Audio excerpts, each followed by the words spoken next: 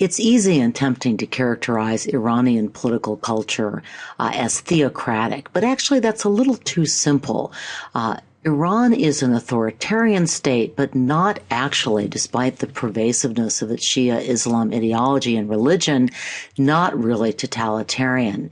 Part of that has to do with Shia Islam itself. It has traditionally been an alternative form of Islam to the more statist Sunni Islam. And in fact, for much of Iranian history, it was an alternative competing source of authority and legitimacy. That's something I talk about in the introductory podcast.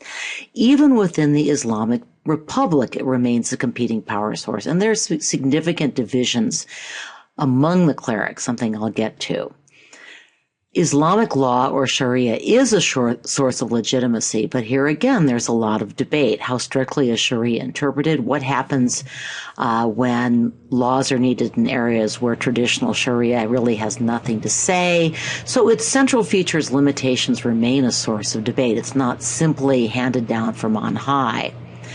Another element of Iranian political culture that has been very important and has in many ways thwarted American efforts to improve relations with Iran is a constant theme of a desire for independence from European colonization or domination, which got translated to American domination. And again, this complicates U.S. efforts to connect with moderates. For one thing, too close ties with the United States would condemn any effort by so-called moderates to institute genuine reform. Velayat-e-Faqih, I'm almost certainly pronouncing that wrong, juris guardianship, once meant the guardianship of the weak and helpless. In other words, the idea that rulers were responsible essentially for widows and orphans. It was reinterpreted by Khomeini to give clergy authority over the entire Shia community. But this is not really traditional Shia doctrine, which has much more of a separation of mosque and state. And it actually remains controversial. Khomeini had so much personal authority that it was less of an issue. Khomeini, in recent years, that's his successor as supreme leader, has solidified his authority, but he really never has had the unqualified backing of the clerical community that Ayatollah Khomeini enjoyed. Now, Iran has a number of significant political cleavages. One of them is religion. Yes, 90% of Iranians are Shia Muslims, but a significant 10% are Sunni. It's particularly significant because they tend to be Arabs or ethnic Kurds, so religious and ethnic differences come together. And particularly, this is a potential long-term concern with the regime, with the Sunni Shiite warfare that has broken out throughout the Middle East. There are an insignificant number of Jews, Christians, Zoroastrians, and members of the Baha'i faith. Used to be many more. Baghdad was one of the great centers of Jewish culture, and there was a substantial Christian, mostly Armenian Christian population. Many of these religious minorities have fled, often to the United States or Canada. Baha'i is an especially persecuted religion. Again, Farsi-speaking Persians are actually only a little more than half of the population. Azeris, the same ethnicity as the people of Azerbaijan, are a significant 24%, and they've traditionally been heavily represented in Iran's elite. So separatist movements that might ally with Azerbaijan are always kind of an underlying concern for the regime, although it hasn't been a major issue in recent years. There are very significant class divides in Iran, and they have an important political effect. Iran has a surprisingly large, well-educated middle class. Ironically, this middle class, which was quite responsible for getting rid of the Shah, was also to a large extent created by the Shah's policy. This group is largely secularized. By that, I do not mean that they are not Muslim, but that they tend to have more of a separation between their religion and their daily lives.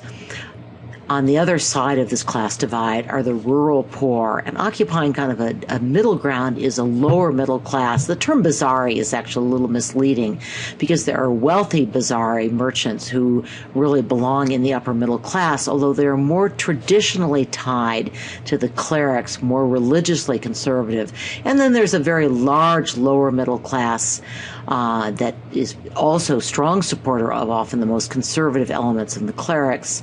Sanctions sanctions have weakened those portions of the middle class that are tied into the global economy. Have made them angrier and more disaffected by the regime, but also, somewhat ironically, more dependent on it for largesse. There's a significant urban versus rural split, and rural poverty is a growing problem in Iran, partly because the traditional water system, the qanats, that's Qanat, which were constructed centuries ago, are falling apart.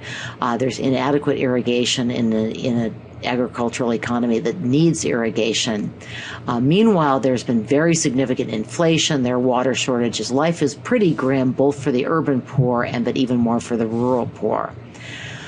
Unlike much of the developed world, Iran has lots and lots of young people. There was a huge population push during the Iran-Iraq War, and those young people are now coming of age. Many are attracted to Western culture. They're disaffected. That doesn't necessarily mean that they're eager for better ties with the West or America, but an important subgroup within the young are working class youth who've joined the Basij. I read one article, actually meant to find this and copy it, that described them as kind of a combination of the Boy Scouts and Hitler Youth. Quite a description. Basically, they're now actually formally under the control of the Revolutionary Guard, but they are the stormtroopers, if you will, of the more conservative elements in the clerics, prone to punishing women wearing lipstick on the street, etc. And the lack of economic opportunity for these young men and the rising economic power of women have led them to be a very angry, unstable, and uncertain force in Iranian politics. Gender is an interesting cleavage. Iran, of course, is unusual in that it has the Sharia law. Northern Nigeria shares this feature. So women are considered to be wards of their male relatives under Sharia law. But there have been a lot of reinterpretations of that as women enter the workforce. Not only is 33% of the labor force female, but what I've heard is actually more than half of all college students are women, and a very high percentage of doctors, lawyers, and other professionals are women. So this creates a sort of interesting dichotomy. And again, is a question mark over the regime. The official government policy is equality, with a difference, particularly when it comes to family law. The regulations for women are much more stringent. It is not what I would consider acceptable political equality. The reformers versus conservatives is a little complicated, and you have to be very careful applying Western categories to Iran. A better way of looking one division is pragmatic conservatives versus radical clerics. In other words, these are cleavages within the traditional clerical elite. Now, Shia Islam actually traditionally has cleavages. People associate with a particular religious leader, and those religious leaders have followings, and they often disagree with each other. But the pragmatic conservatives tend to favor quite a conservative social policy, are not Democrats, but they favor more liberal economic policies and improved ties to the West. There are actually a lot of parallels to many of the leaders of modern China who want capitalism when it comes to economic growth, but continued strong state control over the culture and the society. The pragmatic conservatives have a strong ties to the Bazari, to the merchant classes. They're generally nationalists, again, not very democratic. Radicals in this context are actually often religious conservatives who favor much more distributionist economic policies, more state control of the economy. There's already a great deal of state control. Focus on social justice and redistribution. Many younger clerics support this movement. And this was the movement, more than any other, that was behind Mahmoud Ahmadinejad, the president before the current president, elected in June 2013.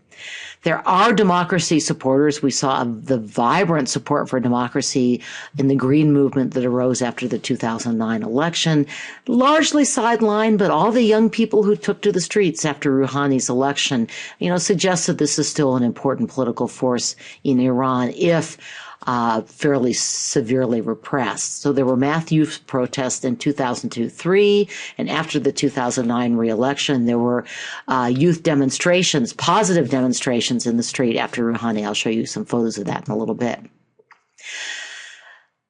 we're now at the 35th anniversary of the Islamic Revolution. So really, it has become a kind of permanent revolution. Just to know that in 1979, a hastily called referendum officially approved Iran as an Islamic Republic. It drew up a constitution, and some of this is going to be repeated in the institution slides, or presentation. But it gets complicated, and at least in the past, the College Board has cared that you know which groups are appointed, which are elected, and what their relationships are. So this is something to try to keep straight. And it's not always obvious. So the supreme leader is chosen by an elected assembly of religious experts. But he's only chosen once. That constitutional provision has now been challenged by Khamenei. He suggested there should be a different appointment policy. But as far as I know, that is still the official constitutional rule. On the other, so the Assembly of Religious Experts is elected. They choose the supreme leader. There have only been two supreme leaders, Khomeini and Khamenei. Very inconvenient of them to have such similar names. The Guardian Council and Expediency Council, which represent clerical interests, are appointed. And we'll talk more about that in the presentation on institutions. The president and the legislature, the Majiles, are elected every 4 years. The Majiles is 1 year earlier in the cycle than the presidential election.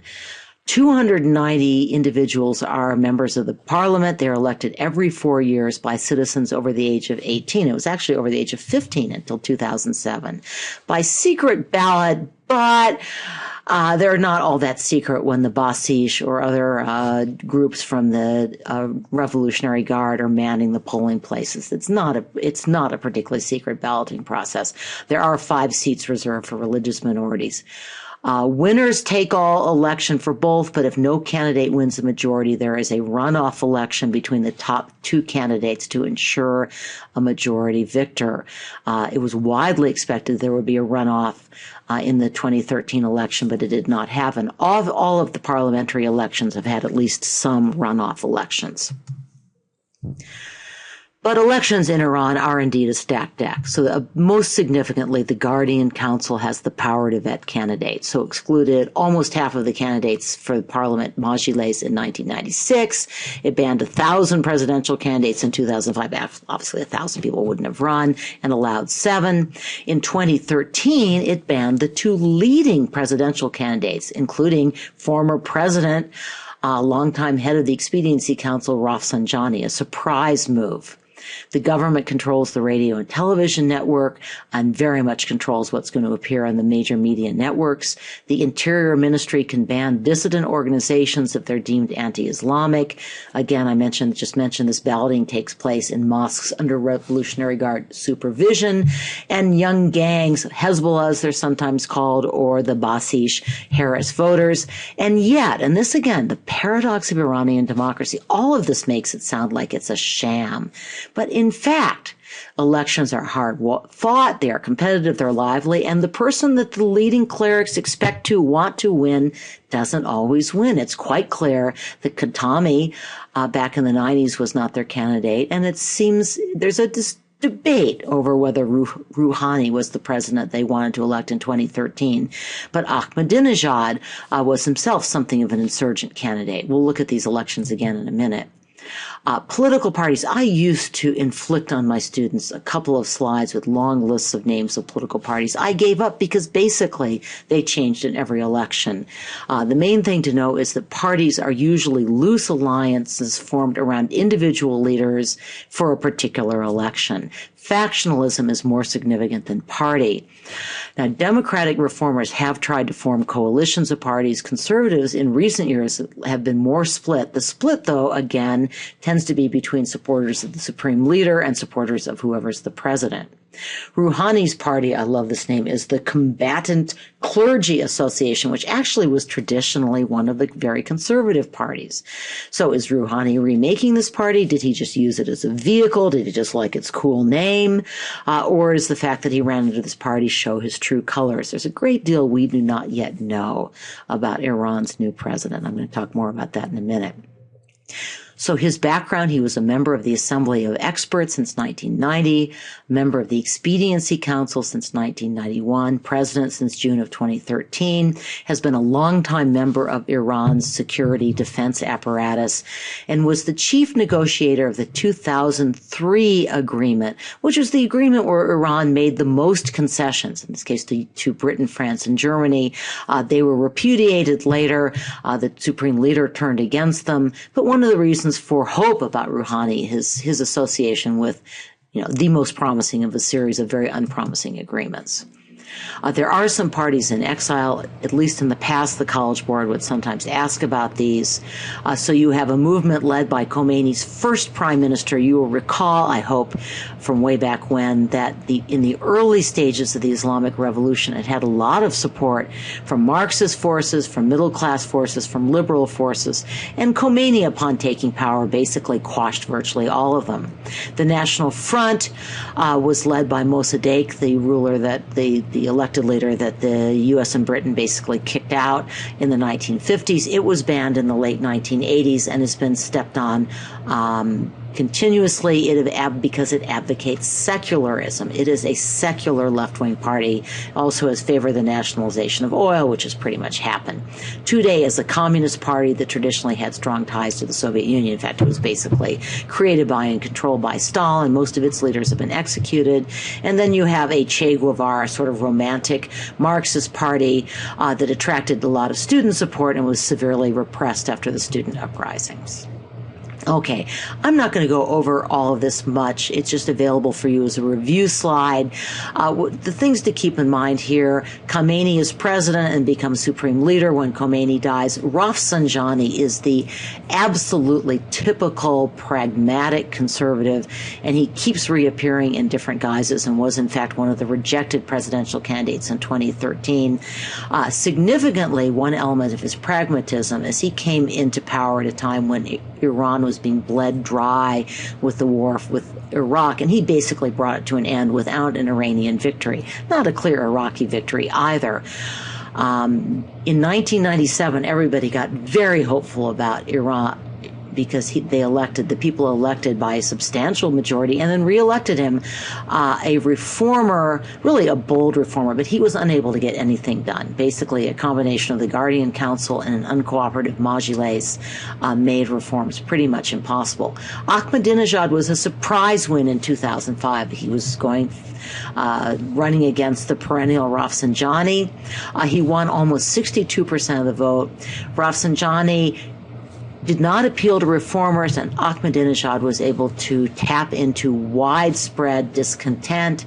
Interestingly enough, often discontent with clerics who were felt to have turned their backs on the people and become enriched by the state. By most accounts, a pretty fair accusation against many of them. So Ahmadinejad was this odd combination of a religious conservative and a critic of the clerical class. Unlike most of these other rulers, he is not himself a Muslim cleric. He'd been mayor of Tehran.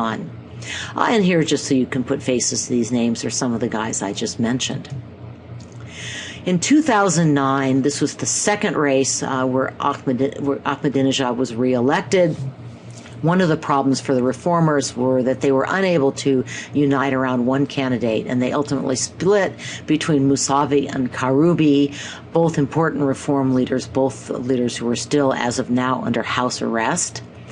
Opinion polls indicated that the race was close. The official results gave Ahmadinejad a very wide margin of victory. There were lots of debates about this election and a great deal of evidence that there was ballot stuffing. But more recent studies, and there was one by Gallup, among others, using exit poll data and what they had available, suggest that although Ahmadinejad's margin was probably not what was officially reported, not anywhere nearly that large, it seems pretty clear that he did win the election.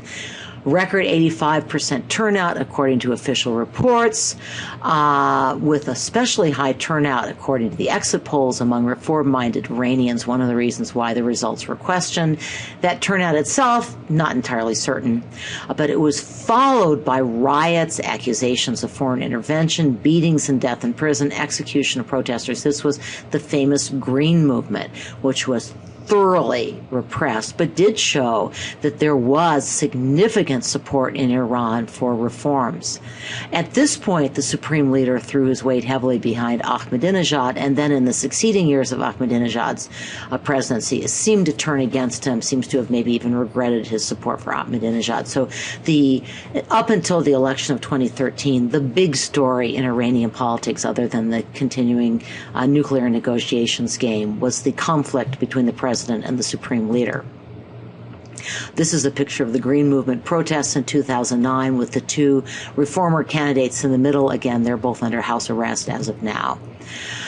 Majiles elections, again, you do not need to know all of these. Just note that you have this swing back and forth. You have some elections in which the reformers do very well, some elections in which the conservatives have a resurgence, some elections in which the Guardian Council allows virtually no one who doesn't toe their line to run, others where they're more open. You aren't, I think, going to have to be able to identify exact elections, at least certainly not as far back as 1992. But what you see is something that we see in China, the feng shui, the moving back and forth between loosening and tightening, what in Mexico is called the pendulum theory, moving back between sort of corporatist statism and free market, more liberal, more democratic policies. This is essentially the Iranian version of that. So you see some more recent elections, conservative victories in 1996. In 2000, you have major victories for coalition of reform parties, but they are unable to accomplish much in parliament. The conservatives win a large number of seats, and you have the Guardian Council intervening constantly. In 2004, the Guardian Council moves in and bans a whole bunch of parties. Many people boycotted this election, and so the turnout was quite low, but the conservatives won a resounding victory among those people who voted. The most recent Majiles, oh no, this wasn't the most recent. We have one after this. The 2008 election, low turnout, a lot of disaffection with the regime. 1,700 candidates, 90% of the reformist candidates were banned by the Guardian Council. Allies of the president of Ahmadinejad won a slim majority, but there were a lot of anti-Ahmadinejad conservatives also elected. Again, there weren't really any reformer candidates, and they didn't get very many votes. But there was a clear indication as the election went forward that unemployment, inflation, food shortages were all increasingly important issues to Iranians. Which brings me to the question of sanctions. I wasn't sure where to stick it in. I just kind of arbitrarily did it here. In 2011, the sanctions against Iran were significantly tightened. Not only did President Obama sign a law that was passed by large congressional majorities that imposed significant restrictions on firms, basically imposed very heavy penalties on firms that did business with Iran, and lots of businesses ceased to do any business with Iran. EU got into the act and halted oil imports from Iran. Essentially, this was a successful, coordinated effort with the United States and Europe. Since Iran gets 80% of its revenues from oil exports, it had, I said economic result. I'm actually going to talk about that. Sorry, I should have put some of that here, but you'll get more later. So were the sanctions meaningless, as some claim? This actually had happened the last time I put together slides before this one. There had been an attack on the British embassy by Iranian Revolutionary Guards, a threat to bomb ships in the Straits of Hormuz, lots of bluster, and suggested that the regime was running scared, was angry. In December 2011, several members of parliament called for a closed session of parliament to discuss sanctions truthfully. In other words, none of this rhetoric for public consumption. We have to talk about this. Even the head of the Revolutionary Guard economic wing admits it's really hurting them. And since the Revolutionary Guard now have a very significant economic stake in Iran, that was a big deal. The currency lost half its value. Inflation is now over 40%, maybe even higher. The official unemployment rate of around 15% is almost surely way understated. In 2012, Ahmadinejad is called before parliament to justify his economic policies. He basically blows them off, does not add to his support. But the fact that this happened is an indication that even the conservative parliament, and that was a pretty conservative parliament at that point, is concerned about the direction of Iranian foreign and economic policy. So in March 2012, the Majiles holds this is the most recent election. So fewer candidates registered to run. The vetting process was long and complicated, and candidates had to be vetted both by Ahmadinejad allies, because they controlled the Interior Ministry, and by the Guardian Council, which was controlled by Khamenei. This is a kind of double veto. It reminds me of jury selection, when both the prosecutor and the defense get to strike jurors. Still, the Guardian Council and the Interior Ministry actually rejected fewer candidates in 2012. Authorities claimed a turnout of 64%, higher than 2008. Outside observers were not admitted, and there's some indications that this turnout figure was exaggerated. There were, again, very few reformers on the ballot. Most reformers chose to boycott. But what the Majiles elections did show, not obviously any power for the reformer movements, but that there was a fierce conflict within the conservative camp. The United Front of Principalists, and that party still exists as of now, is the name given to Khamenei loyalists. The Resistance Front was what it was called then, backed Ahmadinejad. And the Reformist Alliance, despite low turnout, boycott, very limited number of candidates allowed to run, still won a significant 14% of the seats. Okay, June 2013 presidential election. And by the way, that means this presidential election occurred before the College Board experts got together and wrote the comparative government exam over Labor Day weekend. So they knew about this, and we'll expect you to know about it as well. The central issue in this election was the damage that sanctions were doing to the economy. Also underlying it, I mean, no one is going to say, oh, Israel's going to come and get us. There's always bluster and bravado. But certainly there was heightened fear of war. There was a surprise that the Guardian Council disqualified two prominent candidates, Rafsanjani, who's a perennial candidate, and Ahmadinejad's chosen guy, whose name I didn't actually bother to put down because I think you have plenty of names. And the Guardian Council eliminated many candidates tied to the deviant current, which was code word for supporters of Ahmadinejad. I love these terms. So 8 candidates were approved. They were all basically conservative. So it's important to understand that Rouhani, who's been described often in glowing terms by the Western press, I think somewhat naive terms, was clearly viewed as a conservative candidate, allied with a party that had been traditionally conservative. Nevertheless, he was the only candidate who seemed slightly less traditional, more concerned about rapprochement from the West. He'd been a longtime ally of Khamenei, but Khamenei had repudiated the deal that he negotiated with Britain and France. Most significantly, oh, by the way, there's Rouhani. These guys do tend to look alike. Note that he is himself a cleric with a theological education.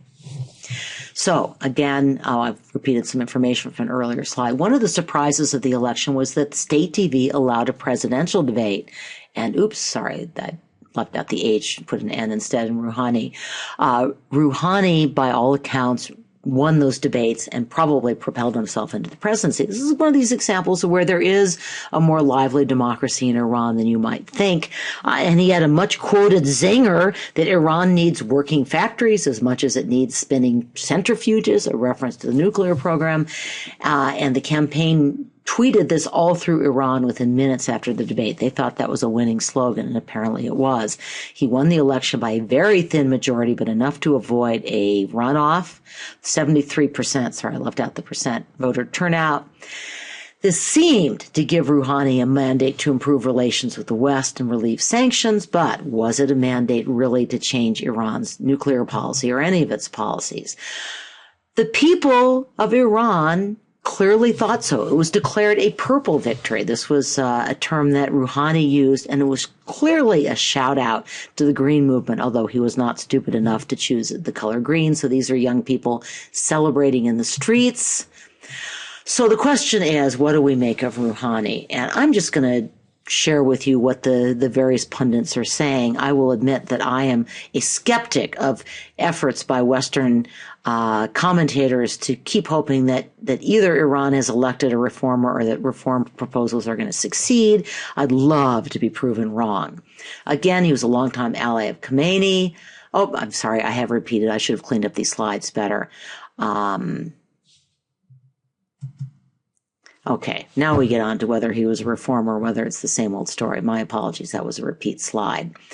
So, case for his being a reformer. He campaigned on a platform of engagement with the West, easing of restrictions at home. He was clearly the most liberal of the candidates.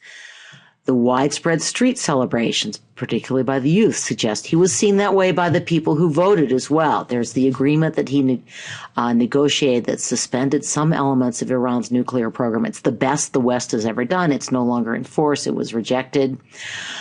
He has already replaced the governors in all 31 provinces, and only 4 of the new governors are members of the Revolutionary Guard, as opposed to 17 under Ahmadinejad. The people he's named to the economic ministry are described by The Economist magazine as technocrats, but people who understand economics and tend toward market reforms. He's otherwise mostly bypassed reformers, but his nuclear negotiator is someone that Western diplomats think is someone they can work with, or at least so they hope. Not one of the intransigent, won't talk to you folks. He's talked about reducing internet censorship. This has been much quoted. Gone are the days when a wall could be built around the country. But as of now, Iran is still trying to build those walls. He studied law in Scotland as well as religion in Qom. That may be helpful. And this is encouraging. The morality police have been much less evident on the streets of Tehran. And that'll be something, an indicator it'll be very interesting to watch. Okay, some arguments that he's the same old, same old. He's a longtime member of the security apparatus. He led the crackdown on the 1999 student uprising, and he must have known of some of the Iranian terrorist efforts because he was head of the security apparatus that directed them. In particular, an Iranian-backed bombing of a synagogue in Buenos Aires that killed 85 people, really a shocking terrorist attack. He has not fulfilled his campaign promise to release the former presidential candidates Mousavi and Karoubi. They're under very restrictive house arrest, apparently suffering from failing health. He seems to be backing off from his pledge. He's had some opportunities in recent days to reaffirm it and has very notably not taken those opportunities. And he's a strong supporter of Iran's efforts to prop up the Syrian dictator Bashar Assad. That's just part of general Iranian foreign policy. At the 35th anniversary celebration of the revolution, which was February 11th, 2014, he has this statement: "Unity and resistance against foreign colonialism made the Iranian nation victorious." Okay, that's hardline talk. "And Iran is determined to hold fair and constructive talks within the framework of international regulations," which sounds more promising. What do we make of this? It's very hard from statements of Iranian leaders to know what's for internal and what's for external consumption. But there have been a whole lot of disappointments for people who were hoping for a more moderate Iran to emerge. So I would not hold your breath. Just a couple of the topics that the College Board wants us to cover. It's hard to draw a clear line between parties and interest groups. In this case, in Mexico, that's because the parties run the interest groups. In Iran, it's because parties are really just a temporary collection of interest groups. There are a large number of groups that have registered. The one that the College Board is often interested in is Workers' House, which is a labor interest group.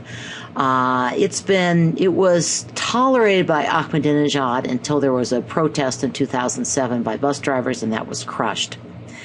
The most important thing to know is that this is a rentier economy. The government controls 65 to 80% because the government controls oil revenues. And that means that the government has extraordinary power over access to resources. You have a state-controlled economy. You have state-owned enterprises, many of which are now run by members of the International Revolutionary Guard. So, it is hard for interest groups in civil society to take hold in Iran. Mass media, here's a slide that gives you basic information. In the wake of the 1999 student revolts, and again the revolts in 2002, 2003, most of Iran's free media came under state control. I've talked about how Iran is more about factions than parties. These factions translate into policy-making positions, and somewhat cross-cutting divisions. So the conservative versus reformist, this is pretty basic. You have a strict non-modern Sharia versus individual rights. What's complicated is the conservatives themselves divide over, for example, economic policy. Another faction that's worth keeping in mind is military versus military. You have the traditional military, and then you have the Revolutionary Guards, which is a kind of competing palace guard, and the main military doesn't like them. They've usurped much of their position. And the Revolutionary Guard has made it very clear that they are unhappy with the new president. The head of the Revolutionary Guard made a really, sort of shockingly anti-presidential speech in December 2013. The role of the Revolutionary Guard remains a real question mark in Iranian politics. You also have status versus free markets. So you have very conservative status who want income redistribution, nationalization. Some free marketers want liberal political reforms, some do not. Rafsanjani, classic example of someone who argued for a more liberal economy, but disliked political loosening. Okay, on economic policy, great quote from Ayatollah Khomeini, economics is for donkeys. He came, and by the way, the Iranian economy just tanked totally in the 20 years, or the 10 years or so that he was in power. You had the Iran-Iraq war, which he largely instigated. It was an economic disaster. And one of the reasons that the pragmatists like Rafsanjani came to power was, although no one was going to criticize Khomeini, there was a widespread sense that they had to back off from extremism. You have oil as a division among the elites, basically between those who have their hand in the till and those who don't, and therefore are critical of the corruption among those who do. But note that political leaders control 60% of GDP between oil revenues and those very important charitable foundations, which we'll look at more in the institutions. Globalization remains a source of division. Iran's application to join the World Trade Organization was finally approved, but really until sanctions were relieved, there's not much that's going to happen. In some rural areas, it's estimated that inflation, particularly inflation of food and fuel prices, is as high as 100%. The budget deficit is soaring because oil exports are down. And by the way, this could very well be a continuing trend, because one of the long-term changes that is really going to have a major impact on all of the oil-producing countries is that the United States is dramatically increasing its energy production. That's going to decrease oil prices in the long run and decrease the blackmail potential, essentially, of oil producers. Rouhani, the number one anger right now are rising costs of food, fuel. The Ahmadinejad and actually previous administrations handled this with massive food and fuel subsidies. These are simply no longer sustainable. Iran doesn't have the money for them. Ahmadinejad cut back on the subsidies somewhat. There was a major cutback just this last month, and it was very badly mishandled. The eligibility for subsidies was tightened up significantly, but not announced in advance. And there were such long lines, so much confusion, so much anger that the president issued a televised apology. Here's a picture of Iranians lining up for subsidized food. Oh, nuclear policy. Some highlights in August 2005. The International Atomic Energy Agency, that's an agency you do need to know for this exam, announced that basically Iran had broken some of its agreements. Iran withdrew. Between 2009 and 2013, Iran was extremely defiant and aggressive, increased its nuclear capabilities. There's virtually complete agreement about this. Some disputes about how quickly it could develop a weapon, but really it's all about how long and not whether it's moving in that direction. So there's some information here that you can read on the slide. And then there is this announced joint plan of action that the Iranian government, the European Union, and the Obama administration, the United States, announced in 2013-14. Well, what does this mean? After a flurry of announcements that this was progress, everybody has backpedaled, particularly the Iranians. And I thought this assessment from, I think it was last week's Economist, from basically February 2014, a continuing series of extensions. In other words, continuing to agree to talk without really getting anything accomplished, maybe exactly what Iran has in mind. Very few concessions they would make would be irreversible, while a gradual easing of sanctions would, I'm not going to read this all, essentially would destroy the sanctions regime, and it would be very hard to put it back together. Khamenei is continuing to give very hostile speeches. Congressional action is stiffening on sanctions. Widespread view that this could eliminate the possibility of rapprochement with Iran and weaken the president's position. I'm kind of in a minority here, since I think the Iranians' position in negotiations is actually tends to be strengthened by the fact that they've got crazies like Khamenei, making it very difficult to come to a deal. I'm not sure it's bad for Obama to go to the negotiating table saying, look, if I don't get something significant, the Senate's going to strengthen sanctions. That is not the position that the Obama administration is taking, as far as I can tell, either publicly or privately. So that is the Mary McConnell view. But under any circumstances, this is giving Rouhani a very narrow space in which to negotiate.